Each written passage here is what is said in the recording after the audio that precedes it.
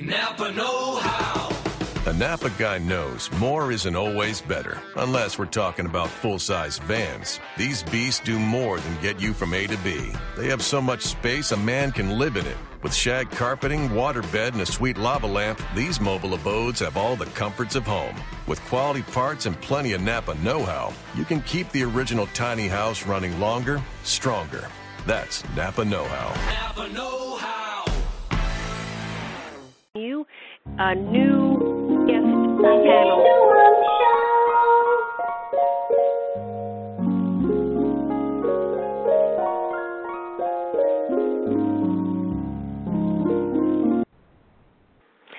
Welcome back, and if you have noticed, I've been lining up for the summer and coming into the fall, a new lineup and moving the show into different categories. I really want to broaden the show, and I really thank you for supporting the show. It's been fantastic. We're getting a lot of good response and a lot of great guests coming up.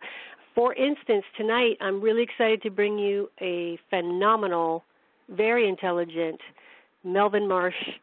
Melvin's educational background includes a BS in anthropology and human biology from Emory University, an MS in space studies, which is a focus on aerospace psychology from the University of North Dakota. He has extensive amount of study in also hypnosis and hypnotherapy. That's his expertise, and he's a licensed EMT. Without further ado, I'm going to bring him on the show, let him tell you all about this fabulous resume. And there you go. Hello. Welcome to the show. Well, thank you for having me. You're most welcome. And you're a busy man to get a hold of, so I'm lucky to have a spot. I'm really excited to talk about hypnotherapy. It's something that a lot of people have misconceptions about, so maybe you can help us just by giving a little definition about what it is and what it isn't. Well, hypnotherapy is basically I'm taking you and I'm putting you in an altered state of consciousness. Most people do have some experience with altered states, even though they usually don't think about it.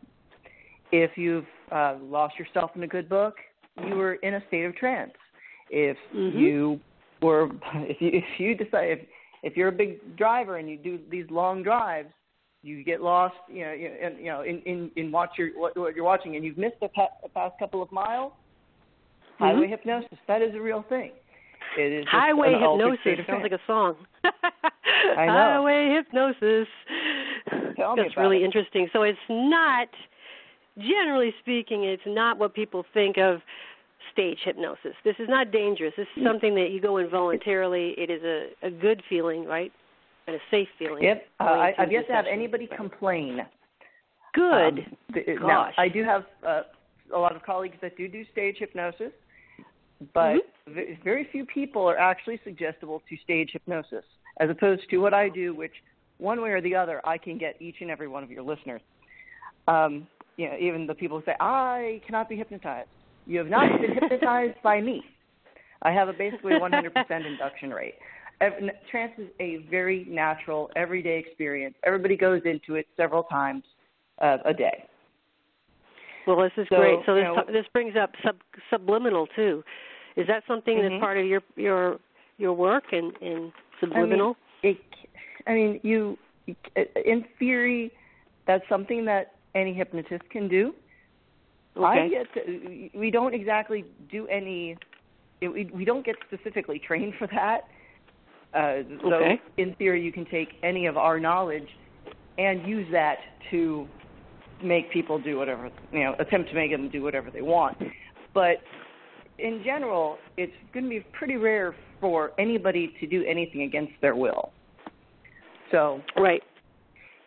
Well, let me ask you this, because I've been using subliminal, the videos that you can get, and they have, positive thoughts. Is that bad or is that good? But basically what's happening in this is when you naturally go into your own trance-like state, because you're going to do it anyway, even if that thing wasn't playing, even if it was a complete placebo, which it might be, you don't know, the fact that you have an expectation that that's going to be giving you positive thoughts will allow positive thoughts to come about, just placebo effect. So Okay. if there's something actually going on in there, it's fine. If it's completely blank and you say this is subliminal, it's going to make me have positive thoughts. Great. If you get positive thoughts off that, that's excellent. So it doesn't really matter. Wow, okay. That's really interesting, and I like your point of view about that. I'm fascinated with, I'm into the whole, UFO abductee thing because I come from, of course, a metaphysical background, and I've dabbled in that. I just find it fascinating. And when you put somebody and I should do a session, I guess it's called, right? Do a session with them. Mm-hmm. What if something comes up that they didn't expect? How do you handle they're just sitting there talking about their father, and all of a sudden, I don't know, some strange event happens. And do you write it down or go over it with them? Usually, depending on what's going on, most of the people that I work with, most of their session will be in a state of trance.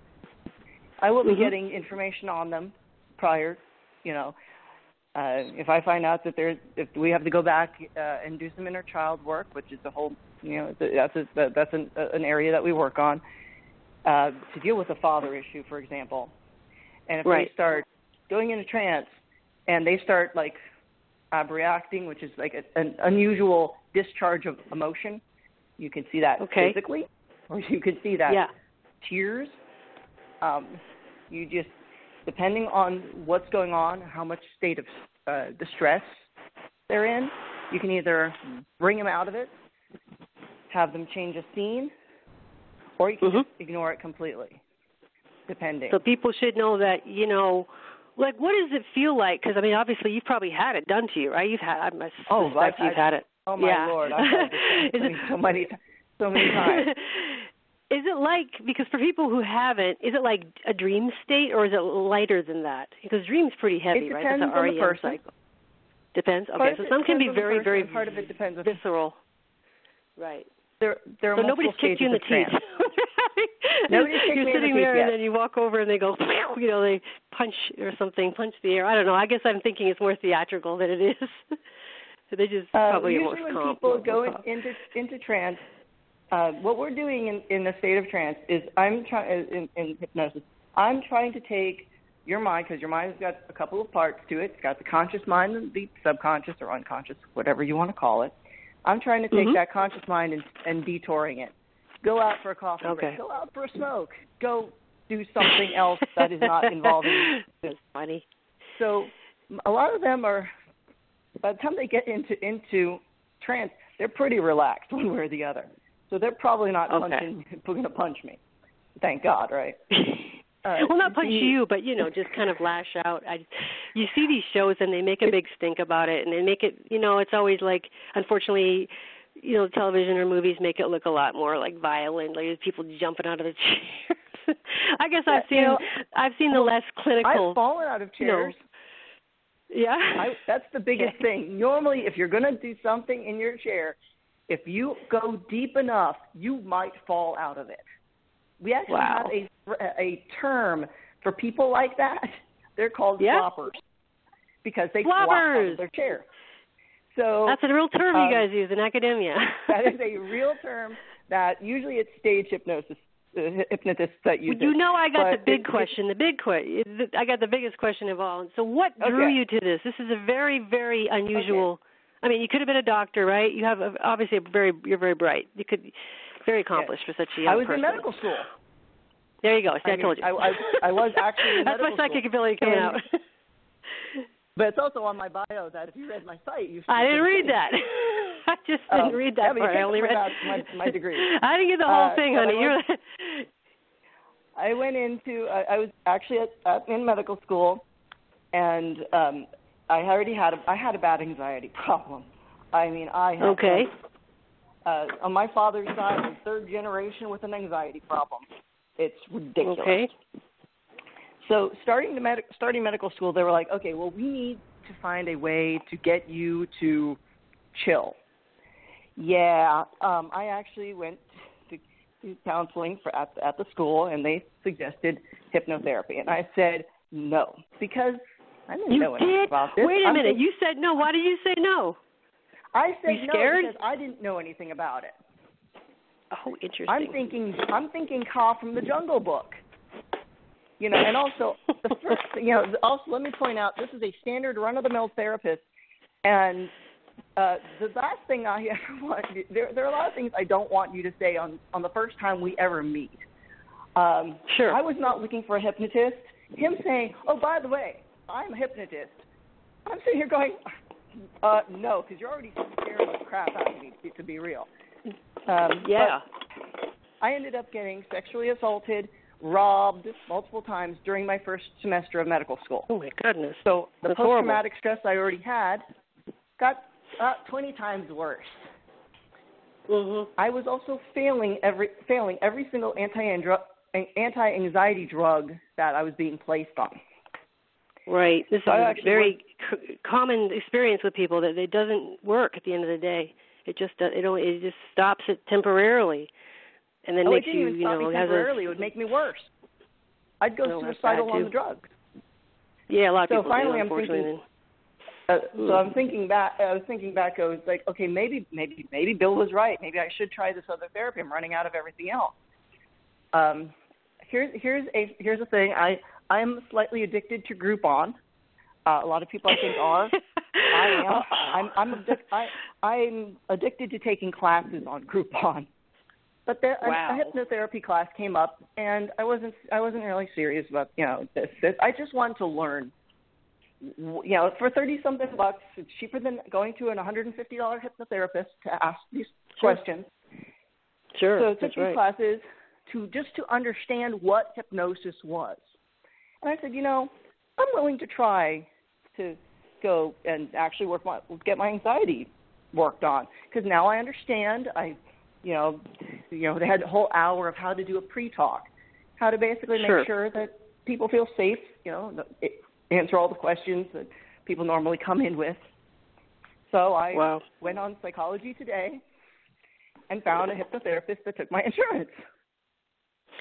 That's great. I didn't know they took insurance. Do not take insurance. I was going to say, where did you find that? But we'll talk. Yeah, most don't. But he actually he's a licensed healthcare provider, so he actually was on an insurance panel. So I took him, and my subconscious. 4 people showed up, and my subconscious just loved this one dude. And I was like, dude, subconscious, you do not get your say right now, because we need to look at this and actually see if this guy's qualified. So I went through and I read consciously every single person's bio. The one my subconscious loved was the most qualified one of the bunch. Okay. And that was originally just by seeing photos. So I'm signing up. So I get on with him. I'm talking to him. He looks like this is going to be a great thing. When I'm waiting to get in with him, I go off and I find other hypnosis courses, that are now done through accredited schools. So I take another one. I was like, okay, I feel a little bit better now. But I really wasn't saying, oh, well, I'm going to become a hypnotherapist. I wasn't even thinking about that. You were still going to be a doctor. A while. Doctor. I was still going to be a doctor. Mm-hmm. And I went, and I had one therapist who actually told my husband that I needed a plan B. He informed my husband that I needed to go into advanced training for hypnotherapy, because it seemed that I was doing very good in the coursework. I was really enjoying it. I had a huge, massive crush on my hypnotherapist, so that probably helped too.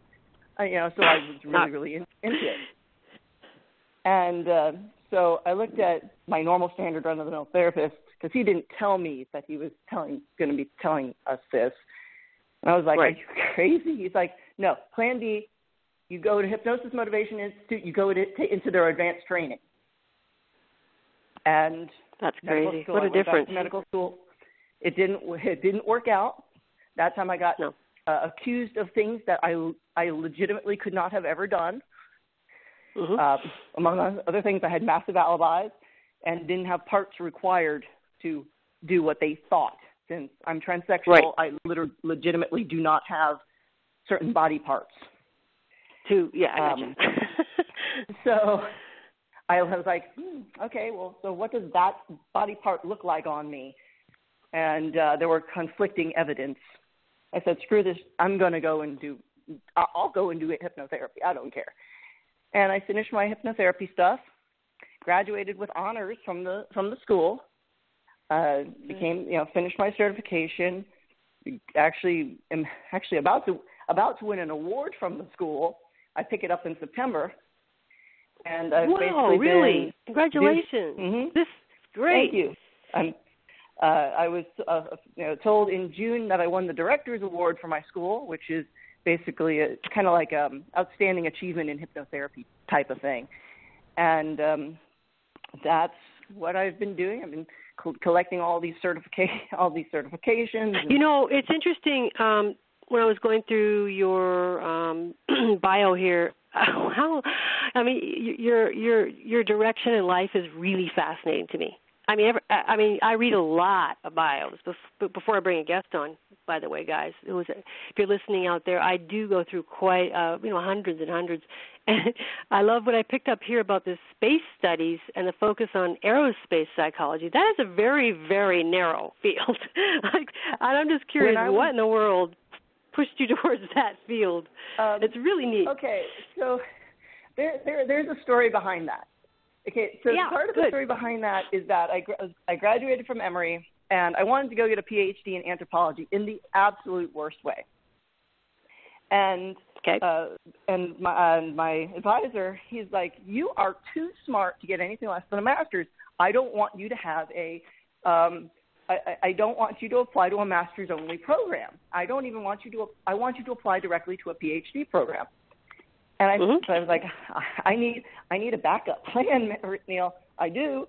And I said, well, what if I apply for a thing that's outside, that's not in anthropology? He's like, well, what are you thinking about? I said, well, a few years back when I was actually trying to read space.com, but my brain just short-circuited and it went to space.edu because I was thinking about Emory and I was doing that, and it popped up as this Master's in Space Studies program. Well, that's very coincidental, don't you think? Who does that, right? Come on now. That's the universe talking to you right there. Oh, it's like literally there, isn't it? Yeah, that was meant to be. So I told Neil, I said, okay, well, what about space studies? And he starts laughing at me. I said, no, I'm serious. If I don't get into a PhD in anthropology, why don't I go to the University of North Dakota, space studies? Well, when the laughter stopped, he's like, sure, I'll write for that. But remember, PhD. I was like, of course, Neil. Well, I didn't get into a PhD program. All of the places I was applying to, a lot of them switched off and started drastically cutting back on their class. So while I was on a wait list, because I was like the next person up, in case one person at like Rutgers opted to not go, I would have been the next one pulled. Right. None of them pulled. None of the wait list moved. So I applied to UND. I got accepted, and I was the only person there that had a social studies background. Oh, I see. And my advisor was a biophysicist. So that was interesting, and nobody was sure what to do with me. I guess we ended up putting me in, because I did have training in evolutionary psychology, and I don't even know what that is, to be honest with you. I don't even know what that is. The evolution of human behavior is basically what that is. Thank you very much. Thanks. And that's how. So I started working on that, and they decided that they were going to take advantage of that, and they were going to take advantage of the fact that I had one of my other mentors was an expert in stress. So I ended up writing my thesis on the identification of psychological stressors amongst astronauts and cosmonauts. Oh, my gosh. So some of that work Did you guys hear that? Did you hear what he said? Did anybody hear that? Because that is the wildest story. It is. It's just weaving all over the place in beautifulness. Yeah, and I mean, honestly, let's it's talk about so more interesting, timing, shall we say? This was around the time that I was in data collection when the astronaut decided to attempt to drive from Houston to Cape Canaveral or whatever. Oh, really? In diapers. Did they call you? In data collection. I had gotten approved to do research at the Russian Space Agency, in I think it was Europe, and I had somebody from Japan. I was in the process of trying to get approval for NASA to do work at NASA. It got shut down immediately when I was literally in data collection. So what's funny is my thesis proposal, they actually had told me when I was defending it, an astronaut will never go crazy in space. And they're too well trained for that, and they're too selected. When I did my thesis defense, I said, so there were those of you who said that an astronaut would never go crazy in space. Said, well, yeah, she didn't even have to go into space. She went crazy on the ground. Lisa knows that, everybody. There you go. All of a sudden, your timing was really, good. really quiet. Yeah, I bet. I mean, I had a hostile thesis defense, a proposal Definitely. defense. They went really quiet at the actual thesis because they couldn't say anything. So that I don't remember her name, but the lady that drove across. Yeah, Lisa. Poor Lisa. Lisa knows that. Should have called you. Yeah. If you had you were in the middle of your studies, so she could have. That would have been. So thanks for bringing me up to speed on that specific incident, which was pretty bizarre. And talk about your timing, and what a wild ride you've had through the educational system. I mean, honestly, yeah, you also do EMT. I had a position offered at NASA to basically do this job, and then Lisa went crazy, and they locked it down, and I was no longer qualified to do the one job that I had been doing for a couple of years. They said I had to either get an MD, a PhD in psych, or some weird degree in engineering. And I was like, I'm not. You landed on your feet really beautifully, and clearly you're very popular. Like I said, just get a spot with you this week in the summer is difficult, but I'm excited also to see that you do EMT, which I think you might want to define, because I don't want to define it. I'll let you, the expert, do it. Well, what that is for that's people. Your emergency medical technician. I've been on the ambulances. It's actually saving y'all's lives. So that's the base. So I do that. So you can save humans, you can save astronauts, you can help people through their problems. You're kind of an all-around world EMT with a side of space on the side. I mean, couldn't you work with that aerospace psychology in the FAA or something, or with pilots too? They want more advanced information than what I had, and the fact that I kind of was in data collection when Lisa went crazy does not make me a popular person.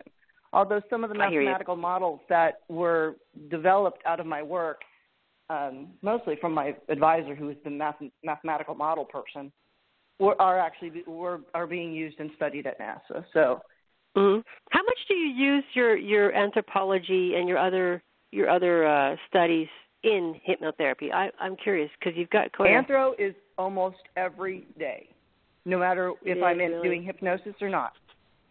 The stuff that I've picked up in anthro it comes up very, very frequently.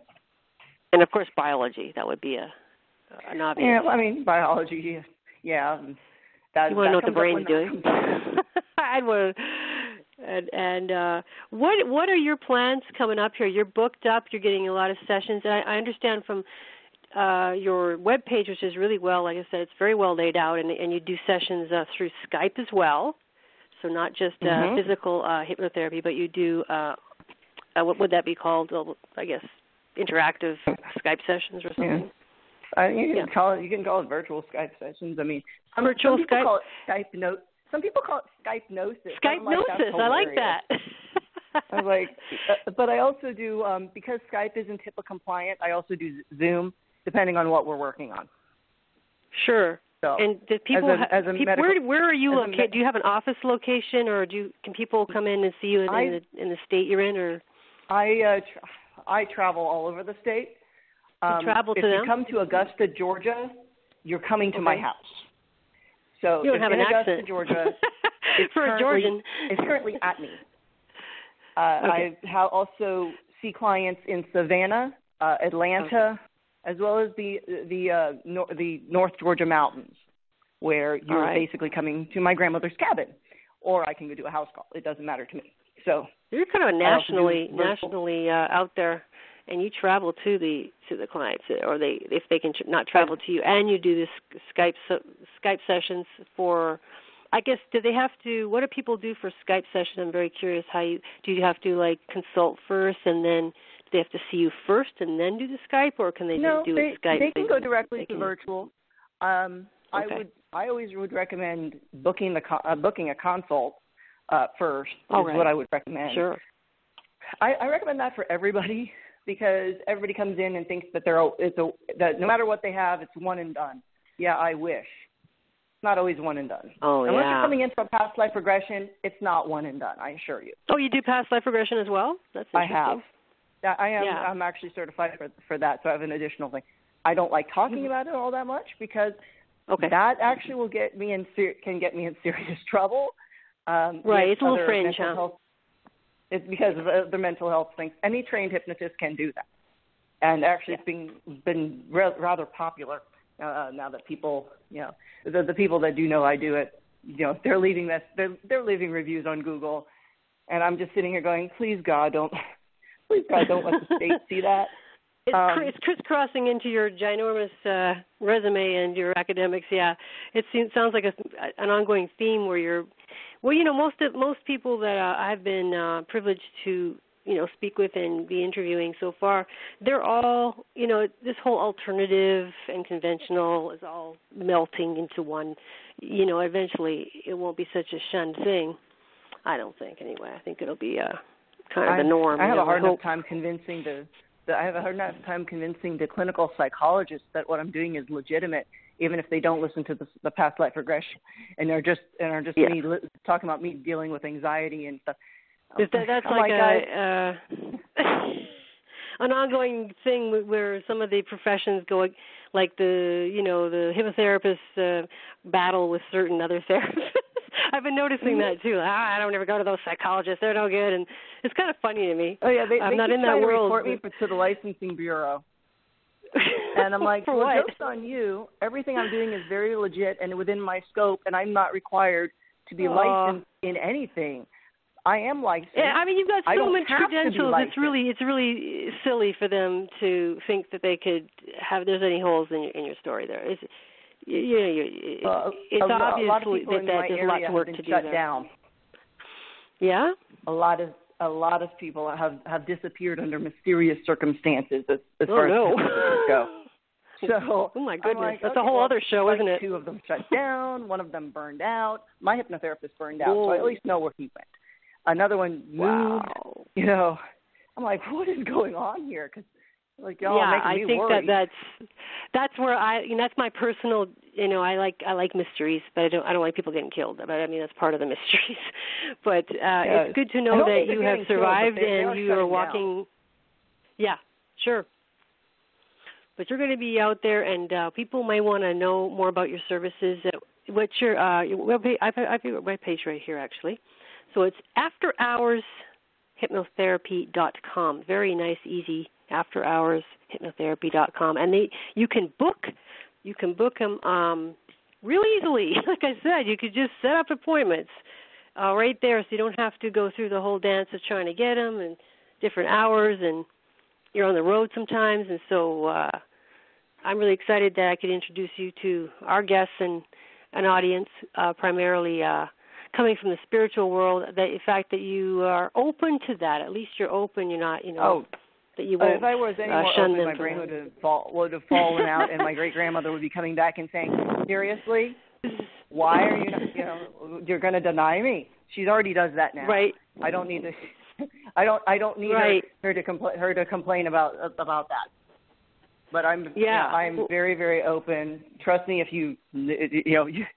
we had a discussion prior as to exactly how open I am.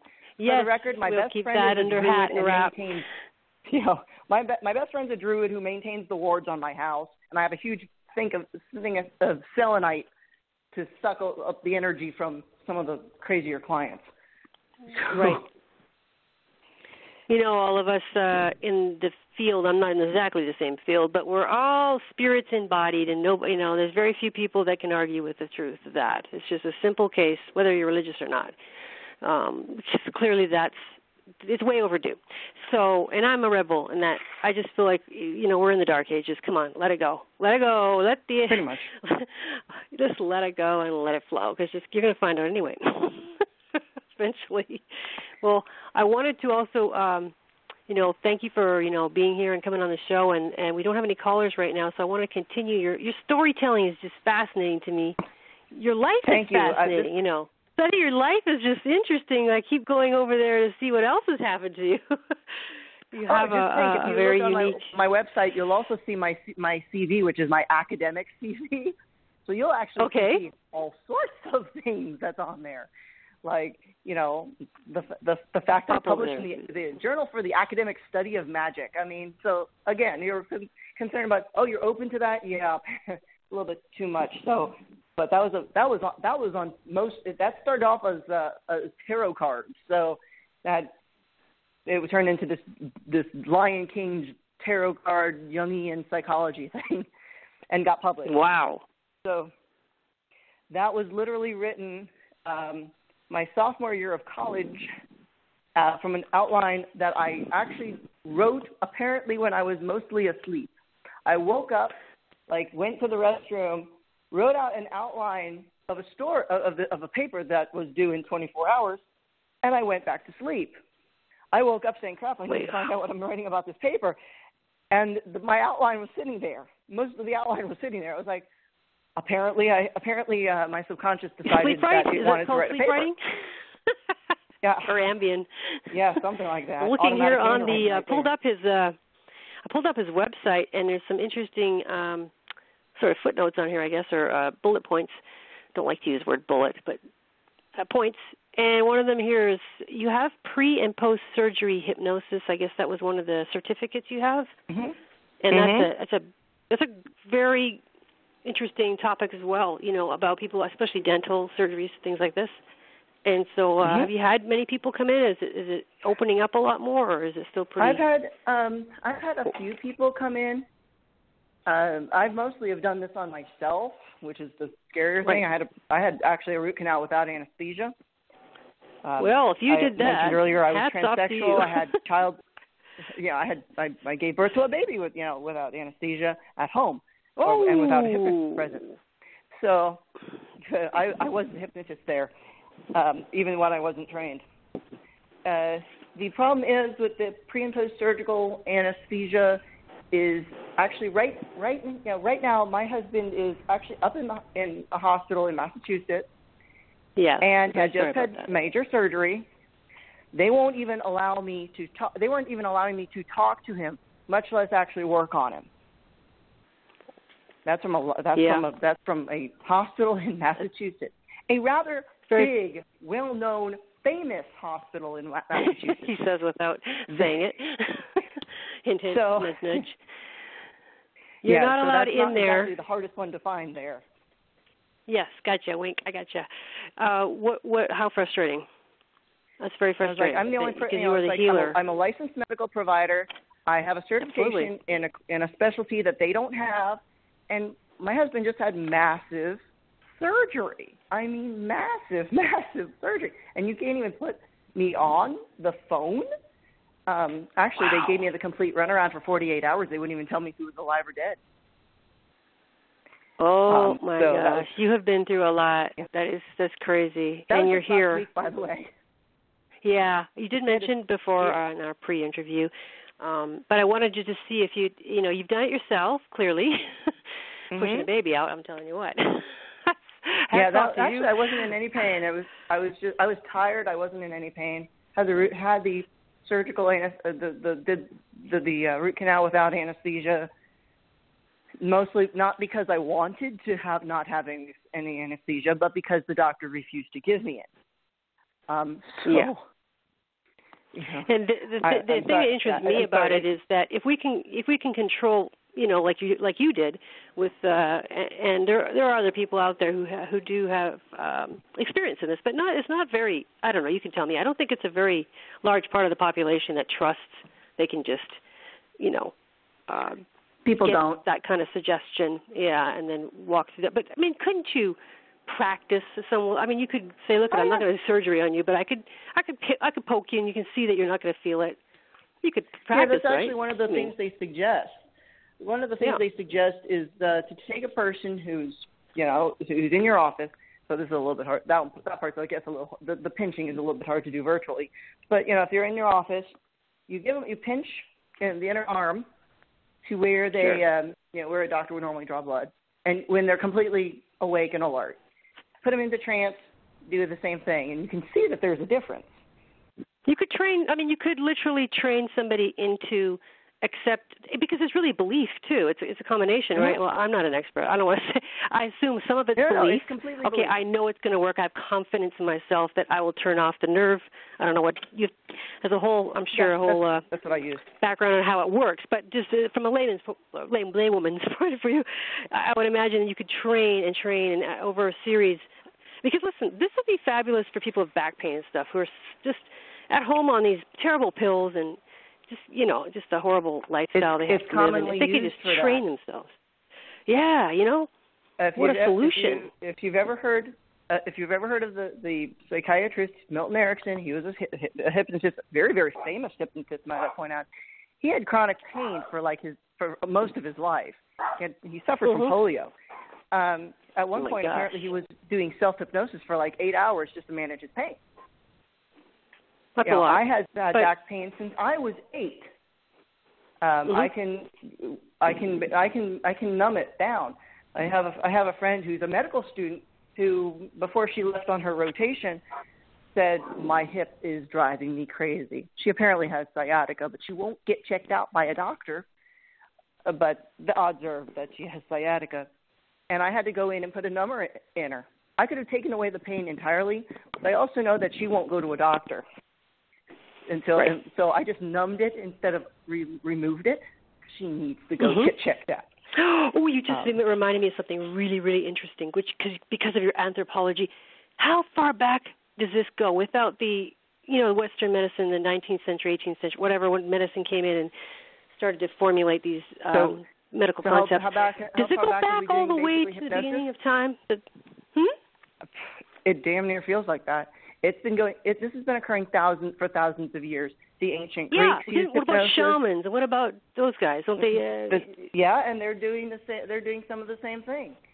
It depends. Usually, the shaman is the one going into trance, but to get the medicine, which is fine. I like the way you said that. Usually, the shaman's going into trance, but with the magic mushrooms. Sometimes I've used the shamanic, some of the shamanic stuff. I can't apparently get into trance that way. I don't know. Oh, okay. I was like, dude, you're giving me super strong stuff, and I'm not going into trance. But yet, when it's cleared out, I can drop myself into trance very, very quickly.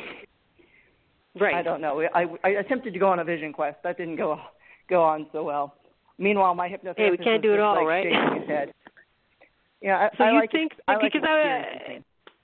I would think that, just from the concept of, since you said we all, from a medical point of view, we all hypnotize ourselves. It's a part of our biology, right? It's a part of our psychology. Yeah, neuro. So humanity's been doing this. And when I think of your profession now in Western medicine, and I think of the shaman in the jungle who gets rid of, quote-unquote, evil spirits, there's some legitimacy about them hypnotizing these people into psychosomatic, or getting them out of the psychosomatic patterns, or I don't know. You can tell me about what you think about that, but there's probably a lot of you're people right. they've rescued from near death just using those intuitive gifts, right? They were intuitive, but there was no book. Yep, actually, it might not necessarily be intuitive, but they also will go into trance themselves, and whatever comes up, they'll use.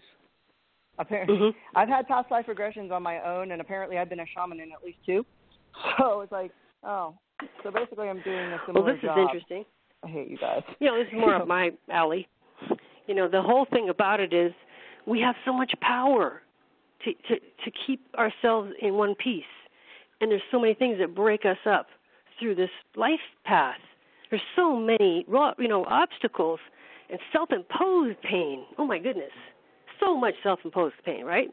I mean, the brain's capable of just manufacturing it in the moment, putting you right into trust that me, I know. anxiety that you went through, right? Right. Same with me.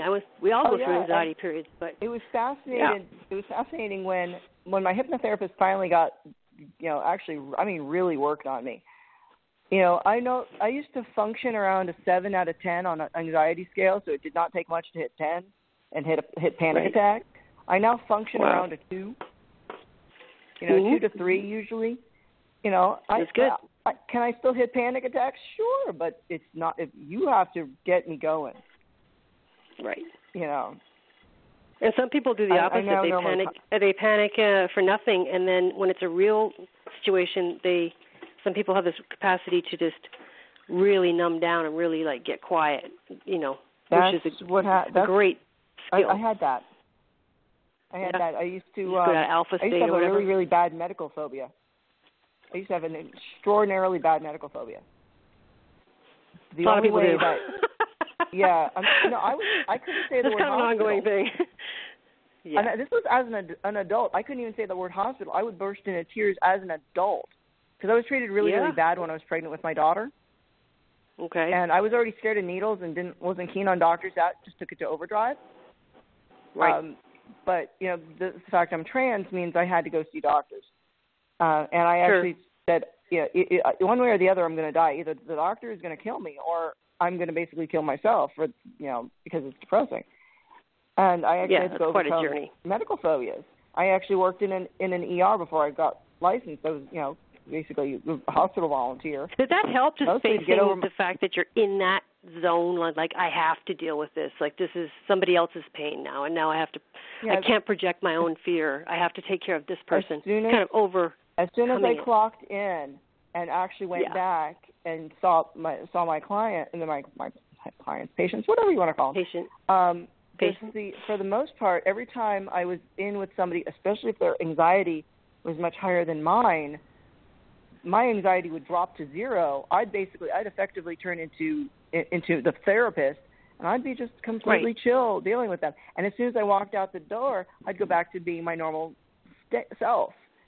So that is radical. The situation where I had before hypnotherapy, before you got to the level. Long before hypnotherapy. Yeah. This is before I got into medical school. Wow. That's quite an interesting turnaround right there. So most people could, when I say face your fears, there is a part there where it will dissipate under the pressure of performance, or you have to, put yourself out for somebody else, your compassion and your focus for something else. If you're frightened and you're anxious and there's an animal runs across and it's about to get hit by a car, and you're in your own anxiety, you're going to drop it and grab that, grab that animal, right? I hope or stop the car, or whatever. You're gonna project that, and so we can jump out of this self-imposed whatever, or genetic, in your case, anxiety. Yep. Yeah. It's all completely possible, and if you're in the right situation, any anxiety can break. First of all, you can do almost anything you wanted. The odds are I'm not going to, probably grow wings and fly, but I can do a lot of reasonable things. I don't think my hypnosis can cause that yet. Not sober, anyway. Anything can happen with ayahuasca. What's funny is I've never been able to become drunk. I don't understand this. Well, it's a good thing. You don't want drunk to a therapist. I'm not so sure. I'm not so. I don't think it's a virtue you want to have on your resume. What do you think? Well, I used to be able to drink a quarter of beer, and I was like, okay, I'm done. I don't want to deal with it more. I might go to sleep afterwards, but it's like I've never had a hangover. Never had a hangover? That's good. I've never even had a hangover, so that's great. And now I'm an observant Jew now. I was not years ago. And we have to drink 4 to 5 glasses of wine for Passover. So, at this point, it's like, well, there's non-alcoholic wine now, isn't there? There's non-alcoholic wine. Or is that not kosher? Yeah, but isn't that called grape juice? Sure, Jewish grape juice. I know all about that. Yeah, they sell it. In all fairness, one of the stores over here. No alcohol content. It says kosher and grape juice, and they sell it. Yeah, there you go. Out here, out west. Yeah. I'll send you a bottle if you want. It's not liquor. Probably Manischewitz, but sure. God, it's horrible. Most of my best stuff comes from here. Oh no, dog in the product. You didn't hear that. No, you're entitled to your opinion. Absolutely entitled to your opinion. We don't have corporate sponsors. There are places called kosher wine. There's kosher wine companies, and that'll buy stuff from all over the world and send it to you. They're expensive, but I do it. And holy water, in case you want that, folks. Well, it's I like the turns and twists in the show. And this full moon's been a little bit wacky with the. I do pay attention to the cycles a little bit. I'm not by any means well, you're a little heavy bit duty past into the astrology. Full moon is the 7th. Yeah, it's still kicking around out here for me. Crazy stuff happened to me around the 5th. The 4th and the 5th. I was like, I do not know what's going on with you people, but y'all are a couple of days early for the full moon.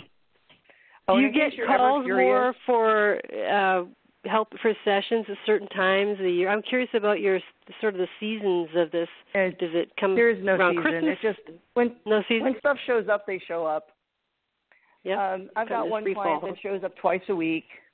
I've got, and I usually have at least one or two other people that show up, and that's not including the fact that I'm traveling. So, but I've got one very incredibly loyal client that just shows up every day. It was twice a week, every single time. And I was like, I don't even know how to work with you. You're here so You're too often. consistent. You're far too consistent for my business. That's funny. Yeah, it's kind of creepy because at a certain point you're a hypnotist. If you're a hypnotist, you expect your clients to show up for a certain amount of sessions until their problem is solved. You don't expect them to keep coming back. So I'm just thinking about either I'm a really good therapist or I'm a really bad hypnotherapist. I'm not sure which one. I don't know about that. No, they just like they like your energy. What's wrong with just going to people go to church every week and they don't this is true. The concept of getting filled up with good energy. You have good energy. Anybody would talk to you should feel it. You feel energy through your tone of your voice and how you're obviously very open. Listen, the business that you're in, you've been fortunate enough to gather a lot of credibility and credits and a ton of background. And people like you will get attacked. That's pretty regular in this world, right? That people who have legitimately opened the door for other avenues and alternative healings or whatever, even a little bit, are going to get attacked. What's bad is I was getting attacked for really, really weird things. I'm normally never attacked for being rude, especially for amongst clients. But I had 3 people that just went off on me about how rude I was, and I'm like, I don't know what you're talking about. I don't hear that. Yeah, that's projection right there. They need to go to the next level psychologist. You need to go to the room 101 over there. We're done here. That's basically what I thought of. You just need to send them. You need to refer them immediately to the other MDs. I have a list of referrals, and I actually one of them. Good.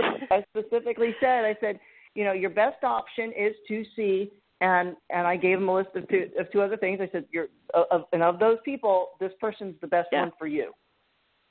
Yeah, but good for you. But then she decided to complain about me. She was upset that I wasn't giving her free hypnotherapy. I'm sitting here going, do you realize how much work I have to actually do to all my business expenses? I was like, I will occasionally do free hypnotherapy. People have to be reasonable. I have a 3-year wait list for free hypnotherapy sessions. Unless you're going to wanting to go on that wait list, Yeah, you do. I've never, had heard about hypnotherapists generally traveling. Is that something that's very unique to you? You just decided, I'm just going to make this part of my practice because I have to? It depends. Because you like traveling to them? Is that something kind of stressful, isn't it? In all fairness, as far as the different places that I see clients, Savannah is not that far away from me. It's like a couple hours. Oh, okay. So what? Okay. And it's neat. You can go, and it's not that big of a deal. Atlanta. Are you just going? I already have to be in Atlanta. 4 hours out. Atlanta's a 2.5 to 3. Mhm. I have to be there a couple of times a week anyway for other obligations. I sit on the Atlanta Jewish Film Festival, so I have to go down there for meetings. Yes, he's another weird thing on my resume. Busy. You hear all this scheduling he's got going on? I hope you have 4 secretaries handling your scheduling. I don't. I had to fire her. I had to fire my secretary. My secretary was costing me a small fortune, and every time she was scheduling things, she wasn't doing it. I mean, I don't want to be told that I have a brand new client in 1 hour. Really? Oh, no, that's not good. You didn't tell me, because she would do stuff like that, and I was like, she just booked you up, huh? It's that she like booked me up one time at 10 o'clock at night spot. I had just had a very full. I actually start working about 10 in the morning, as far as actually going to work. That's reasonable, I think. 6. I'm up at 6. I end at anywhere from 11 p.m. to midnight, sometimes going past that. Wow. Sometimes I'm on a 24-hour because your Skype call. sessions, right? Or you're driving somewhere. Yeah. Well, it's a little bit of both. I had the secretary, I asked for a deposit, a good fifth deposit for some of the sessions because, people never show up sometimes. And if you're it's a session I could be spending with something else. Sure. And if I have to wait around for 15 minutes, well, now you're making it so that by the way, I forgot to ask you some basics that of course, my audience and most people wouldn't know. How long is a session? Is there different levels, like an hour, or is it? I have. What was that? When I went to my hypnotherapist, it was a 45-minute to 50-minute session. It's a standard therapeutic hour.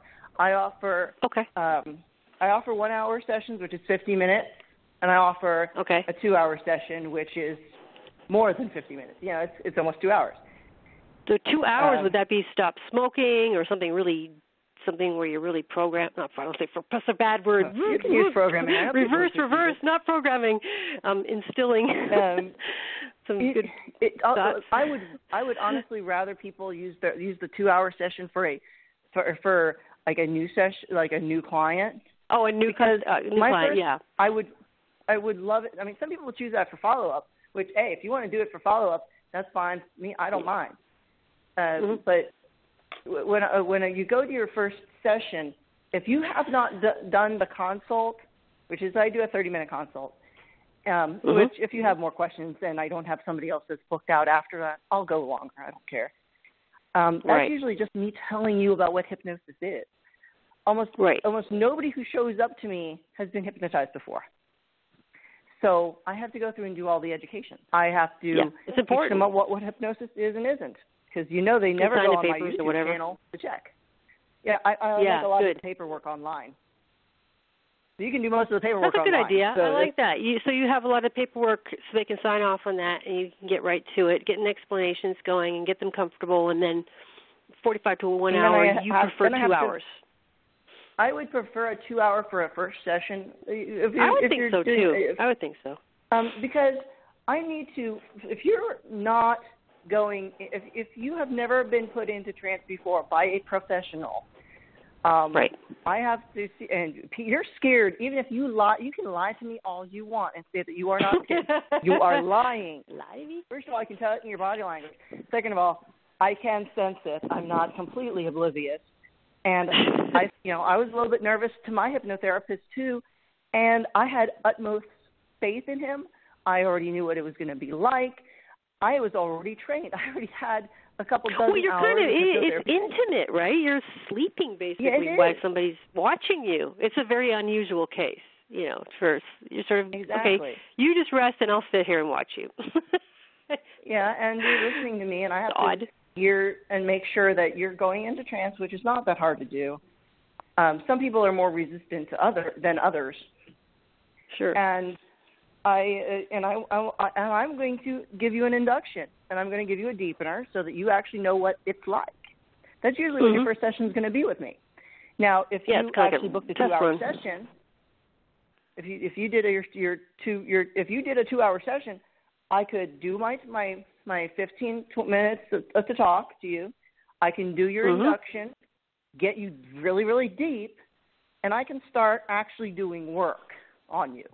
Yeah, sounds like a better plan. It makes my life easier to just do a 2-hour session than to do 2 1-hour sessions. Well, sure, you already got them. Where it's easier to get some deep work done one time than trying to restart the engine, right? All over again. Basically. Luckily, if you do enough hypnosis, you will you'll get thrown into trance really quick. So with some people, like this one person who comes to me twice a week, he goes into trance really fast now. So he's sort of trained himself to go under quicker, so that's good. He's conditioned. But that's not the norm, I imagine. Well, eventually everybody becomes conditioned. But when you're first showing up, you're highly unlikely to be conditioned. I basically came in to my hypnotherapist partially conditioned, and it just got faster when I was working with him. And so finally, it was just like he was like, "Get yourself comfortable." I'd lay down, and I was gone. And he would just walk there, and he's like, "I've probably been hypnotized by proxy in meditation. I have had trouble coming back out of meditation. As somebody a couple people did guided meditations, and I was really in there deep. I had a hard time coming back. They didn't count me down, or it was just guided meditation, but I went under, and I knew I was really in there, It was like, ooh, I got to get my eyes open. Is very similar. Guided meditation is extraordinarily similar. Thanks for verifying that. If you meditate a lot and do guided meditations a lot, you're already partially conditioned.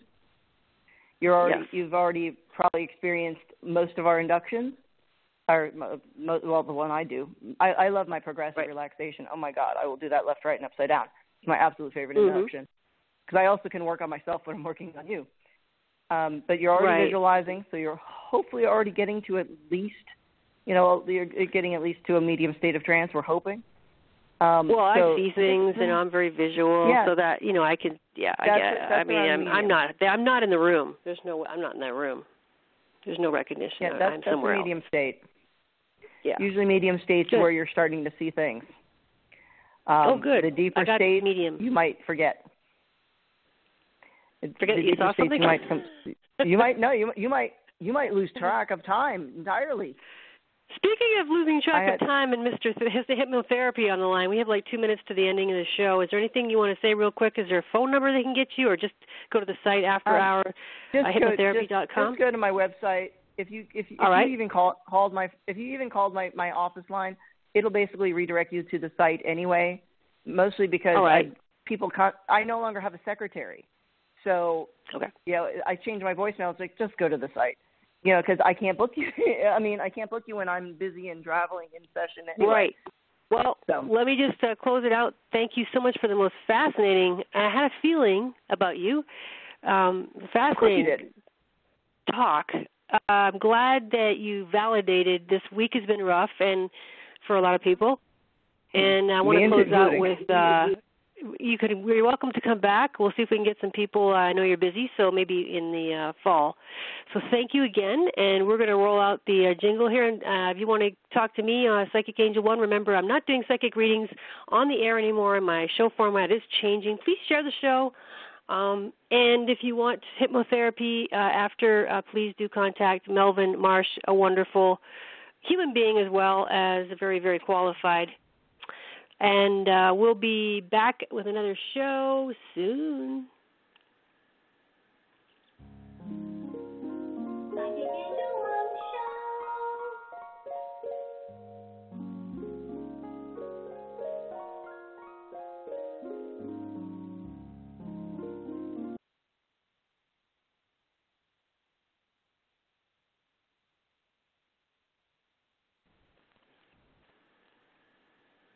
Napa know-how. The Napa guy knows not to judge a man by his car's multicolored paint job or absence of modern gadgetry. Who cares if it's technically old enough to vote and the windows are powered by the strength of your left arm? Your monthly payment is zero, and it'll stay that way. Because with over 500,000 parts and a little Napa know-how, you can keep anything on the road. She may not be pretty, but she's all yours. That's Napa know-how. Napa know-how.